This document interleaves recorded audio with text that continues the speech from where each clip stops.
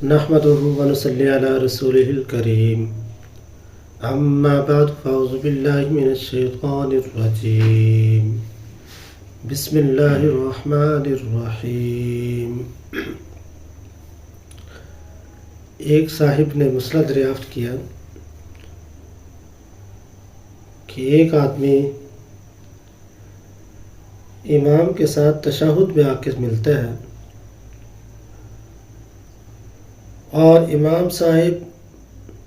فوراً ہی کھڑے ہو جاتے ہیں تیسری رکعت کے لیے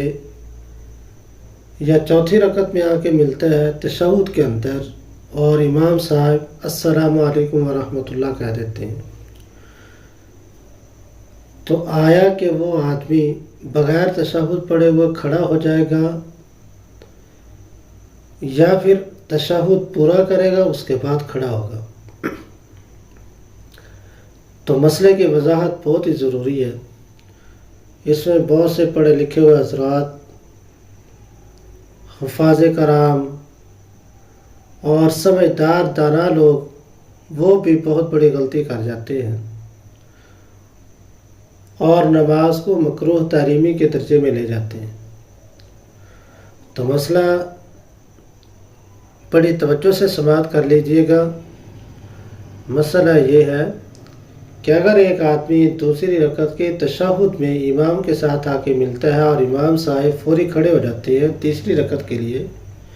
تو اب اس بندے پہ لازم اور واجب ہے کہ یہ تشہد التحیات عبدہ و رسولہ تک پورا پڑھے گا، پھر اس کے بعد تیسری رکعت کے لیے کھڑا ہوگا۔ اگر ایسے نہ کیا تو اس کی نماز مکروہ تحریمی ہوئی، نماز ادا نہیں ہوگی۔ اسی طریقے سے اگر ایک آدمی وہ چوتھی رکعت میں تشہد میں امام کے ساتھ آ کے ملتا ہے اور جیسے ہی آ کے ملتا ہے بیٹھتے ہی ہے تو امام صاحب السلام علیکم ورحمۃ اللہ کہہ دیتے ہیں، تو مسئلہ یہ ہے کہ جب آدمی آ کے بیٹھ گیا تو اب وہ تشہد پورا کرے گا، التحیات یا عبدہ و رسولہ تک پورا پڑے گا، پھر اس کے بعد اپنا وہ کھڑا ہوگا پہلی رکعت کے لیے۔ اگر وہ نہ بیٹھا، تشہد نہ ادا کیا، نہ پڑھا، تو اس بندے کی نماز نہیں ہوئی، نماز مکروہ تحریمی ہے، اب نماز اسے لٹانی ہوگی۔ دعا ہے کہ اللہ رب العزت کی ذات ہمیں نماز کو، مسائل کو جانتے ہوئے صحیح طریقے سے ادا کرنے کی توفیق عطا فرمائے۔